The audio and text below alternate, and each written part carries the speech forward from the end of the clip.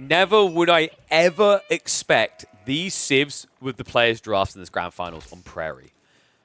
Welcome back to the Age of Empires 4 action. We are here in the Pre-Season 9 Showdown Grand Finals. Game number 4. And Anatan on match point opts the Chinese in the blue. B tries to fight back with an Ottoman pick in the orange. What was the play here? I almost feel like B was going for some sort of outpost rush. I've seen the Ottomans do this really well because the gold is very rushable and also you get the racks cheaper. But against China, this is a no-go. It's the same with Mongols. Mongols kind of suck against China now playing Dark Age because of the supervision that China has. So we're probably just going to see a cruise towards feudal as quickly as possible. I don't think you're going to be seeing trade here. That would be cool from B, just going into the trade network and actively trading, but unlikely to occur. What I'm curious about is whether we're going to get pro scouts. Love the beginning by the two players, by the way. Double scout opener on both sides. Brutal for B nonetheless. You are doing this against the best scouting civ in the game because of their extra vision, allowing them to see sheep before you. And actually, at the highest level, what will often happen is that the player with China will see your scout and avoid your scout, so you don't know where he's been. But in this game, who cares? Get all the sheep. 28 to 18.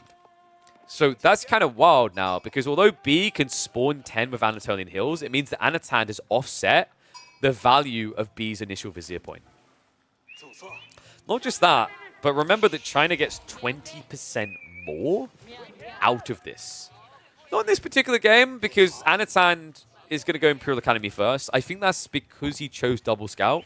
I'm usually not a crazy fan of this, but on a map like Prairie, I kind of understand it, especially when you've already sacrificed one villager to go for a second scout.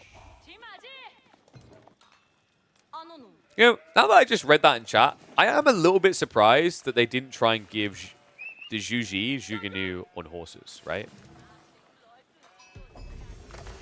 Anyway, Imperial Academy on the way, Sultanate Trade Network other side. Makes sense. You usually feel like you have enough food, especially with the point into Anatolian Hills.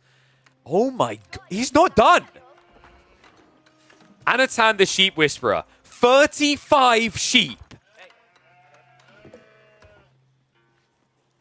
18 on the other side for B. 45! I can't believe this. Consistently throughout the course of this day, Anatan has racked up the highest average sheep count by far of anyone in this tournament. And here, in possibly the last game of the Pre-Season 9 Showdown, he sets a new record. So, who's favored in the feudal here? Sipahi is quite an intriguing detail, but the inflation on eco that you get from Imperial Academy is through the roof. Like, this is one of the best eco landmarks in the game. Gives you ability to spam into the taxmen at a discount. It also buffs up any taxation you get on buildings nearby. It's just such a potent tool when you consider taxmen give 20% more to your economy. And Ottomans, over a long feudal, building into military schools, getting your vizier points, they could compete. The issue I see in this game is, why wouldn't Anatan just rush castle? What's to stop him here? And how would Ottomans ever mirror that timing? Your economy is just worse at this stage of the game. This is going to be tough. And it's not just the timing on gathering the resources, the timing on teching up. Remember, China has a better build speed here to reach age 3. How did you guys bet? 63% on B. I think some people have been spamming cavalry archers in test.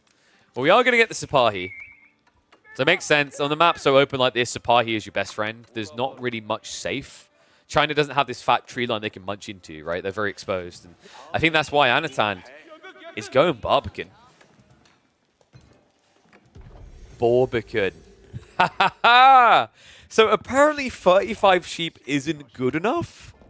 We need to get an extra 10 sheep. Sorry, 11 sheep worth. Remember, they buffed Boar, guys. It has 2,200 food on it now. Wild change there. Not entirely sure if it was needed. So just such a weird number. Why not go maybe 2,400? Damn. The more I'm thinking about this, the more crazy Barbican builds now feel. Offside, first Sipahi are going to be queued up. But no blacksmith, so the timing on pumping these out is very slow. 30 seconds wait per unit. No active trade either. It's kind of smart, actually. Because B's playing into Sipahi, you can't play into Pro Scouts, which you've seen some Chinese players do. Prairie's not a terrible map for that idea either. So good way to protect himself. I'd love to see Anatan shove these deer now when he pulls the ball. Just get as much food underneath this Barbican as possible. And what on earth? B was going for an outpost rush. Wait, the scout almost killed the villager. This one will finish what he started. I can't believe that. How the hell did he get that much damage? Oh, this is painful for B. Losing one villager alone in a normal game, ouch. But you're against Song Dynasty, so China's already starting to outscale you. So what's the plan now? Mr. Magical Moments. For now, it's just going to be Sipahi. I think he's probably going to just fall back to a Castle Age rush. Question is, who does that faster? The scout was so busy killing the villager. The good news is at least there's no boar play. So you're not seeing Anatan inflate his food income at an insane rate. But I have this weird feeling he doesn't mind. Oh, you reckon it was a wolf? That would make sense, right? Yeah, so it must have been a wolf the villager encountered. And then the scout joined in as well. Kind of brutal. And we're already getting the racks prep. So Anatan's probably going to rush castle at this stage. I don't even know if you need to build any spears. You don't see enough units to justify a requirement, but Anatan will just take the safe route.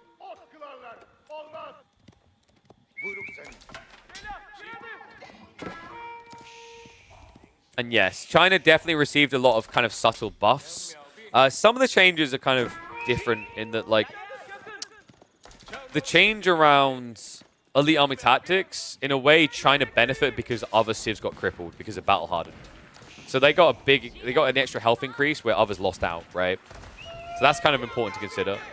On top of that, you've got things like the Serpentine Powder, which is pretty cool with Yuan Dynasty. Any civ that has movement speed buffs, such as Mongols, such as HRE, Ayubids in some ways as well, are going to really benefit from the ramp of that. And oh, what? Okay, was that a spearman? I hope that was definitely a spearman. So he loses a spear, but he regains aggro just before the heal will come through. So Boar now dead. A lot of safe food for Anatan. And oh my, this has to be a bait. He's actually trying to send it. I think he's going to realize it's a mistake, though, because B is already teching up. I'm not crazy about the Imperial Armory, guys. I think it's a bit overrated. Can we agree that with Season 9, the Imperial Armory is not great? Oh, what? Clip it and ship it to the devs. We've got a new bug. Boar does not give 2,200 food. You only get 2,000 now. And what the B, he tries to cut off the wood. I mean, this is going to cover his tech up. It's a lot of idle time with the villagers coming over. This game has so many wild little details in it. It's going to be denial in the end. So outpost is going to go down. Sipahi and Scout should be able to run away. I can't believe that. The villager did get sniped though, right? So one less for B, but one age up advantage here. One that's not going to last long. Anatan is almost ready to pull the trigger himself, and I do not think Mehmed Imperial Armory is that good anymore. It doesn't have that timing that it once had that gave you control. Mangonels are underwhelming now. They're not worth it. I think there's going to be a lot more games where people go Istanbul Imperial Palace now because of the extra Vizier point options and the fact that you're now able to get to them much quicker with a double XP. These two are always so entertaining. And this is the correct read by Anatan. Siege, I mentioned the mangoes are already worse. The SCBs are still good, but Prairie is not a great map for pushing Siege in a rush. So Imperial Palace is really smart because now, if we're approaching a point where B has to creep his economy out, you'll be able to scout them. If you're worried about flank raids coming in, I'm going to teach you how broken this is. Or rather, Anno is. The Imperial Palace will see everything on the flanks. There'll be no sneak in from Cav. I mean, watch this. I'm not even exaggerating. Ready, set, vision. Good luck getting an outpost rush in now. He sees everything with this landmark. Holy crap.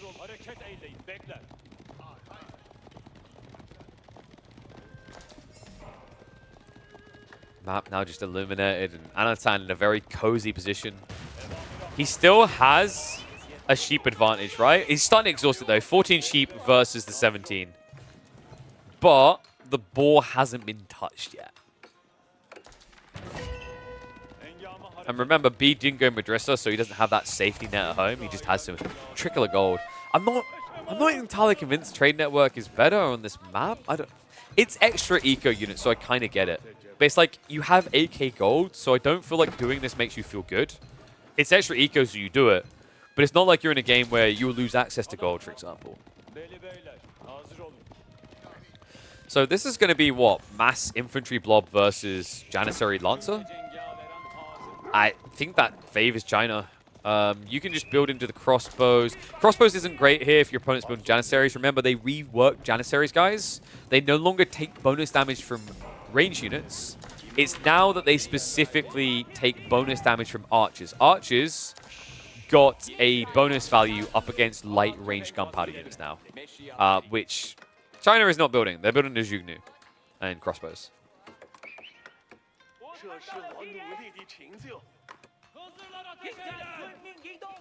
Relics are at least on the way home. B getting a big edge. Oh my god.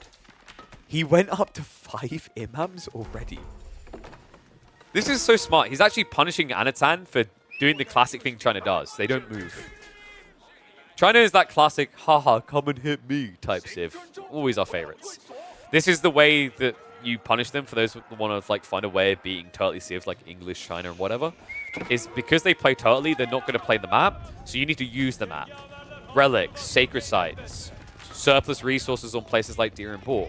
These are things that can give you an edge when they're sitting at home, building walls and building farms.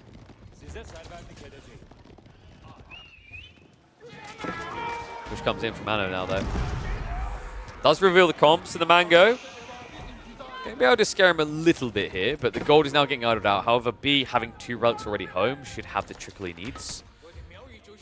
Anno behind this is way too stacked on gold. 1,600 in the bank. Part of that due to how many people are working, but also it's the tax effect. This gets out of control. If you're not building mass Shiganu or mass crossbows, your eco just becomes completely unbalanced.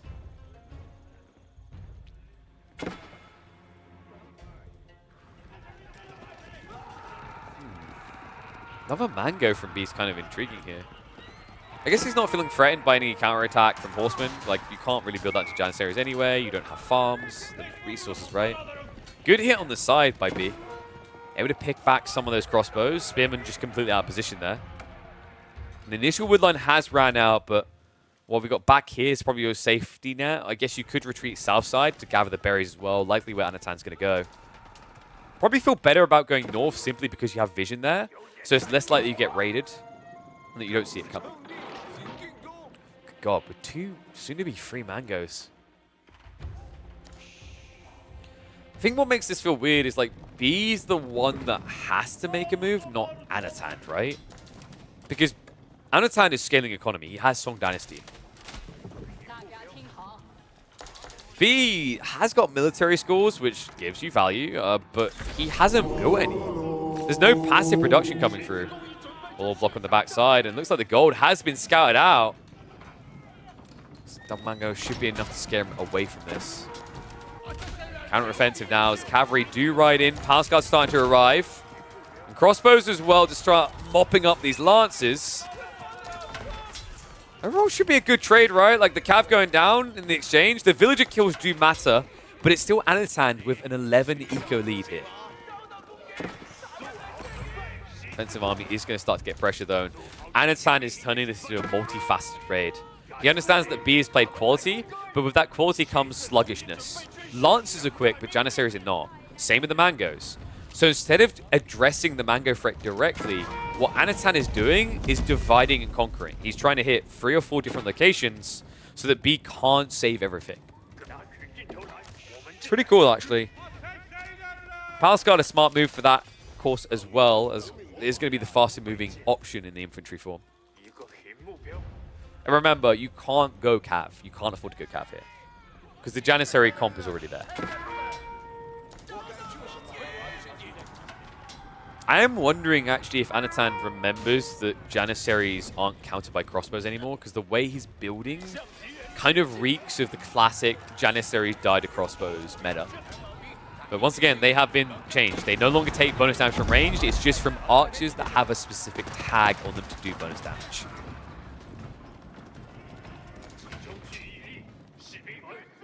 We've got backstab. Yo, what a move! The idle time, B! 29 of the 49 villagers having to run for their lives. A few of them are going to be brought down. The idle time is also going to hurt him in his ability to reboom, because this was the food source. Look at his income. Not a good sign. He's not dropped off anything for the last, what, 15, 20 seconds. A little trickle is starting to drop in. The Lancers jumped the gun, though. The Spearman should be able to trade favorably here. And he's encroaching. Look at the mini-map right now. Anatan is coming from all sides. B looks like those guys on a movie that set up a camp at night, and now the SEAL team is just surrounding them and coming in on all sides of the forest. And this is the slip-up we talked about, right? Like, B can take one of these armies. He can't take all of them, though. Anatan just kind of treating this like Normandy, right? You don't need every beachhead to succeed, just one.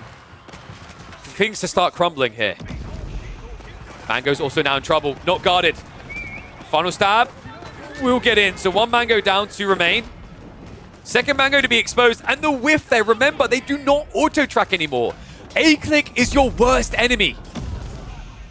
Crossbows are going to start sniping the villagers. Looks like the repair crew should be able to save it, but the cost is adding up in this game. And the split, you're just seeing how underwhelming Mangoes now are in Season 9. Second one down. Villager difference is getting out of control. Anatan, 23 up, is looking to end it in 4. And B, now trying to go cavalry archers. He commits the Vizier point. This new unit seems pretty damn strong at this stage in the game. But when you're this far behind, getting that scale point is going to be the issue. And the good news is, the good news would have been if archers weren't coming, you could play flanks, but this is efficient for Anatan now. Archers are the counter to Janissaries. You're going to see it as they march out. They do get bonus damage against this unit. In fact, if I can find the first one, we can show off. There is an archer here. Boom. +7 versus light gunpowder infantry. So you're double damaging against them. Yeah, Janissaries tend to just get evaporated now by archers. 3.5 tower range versus the 5. And although your attack speed is a bit better, the damage differential doesn't really exist. It's a smart read by Anno. And it also allows him to put his gold into just mass palace guard now. The funny thing is these cavalry archers are also going to get countered by this. They're vetted up. They only have 105 health. Their attack speed is terrible. Their range is less than archers. Jugnu should still counter Jannies from a cost basis, though. Movement speed. Archers can kite you out perfectly. And archers do 14 damage. Jugnu, they do, what is it? You can get up to 7, so 21, but ranged armor 2, so you're going to lose 6 there, so you're doing 15 damage. So an archer will do more damage, actually, with the plus dex, right? Or rather, he would do 1 damage less, I think. But I think it's worth it for the mobility.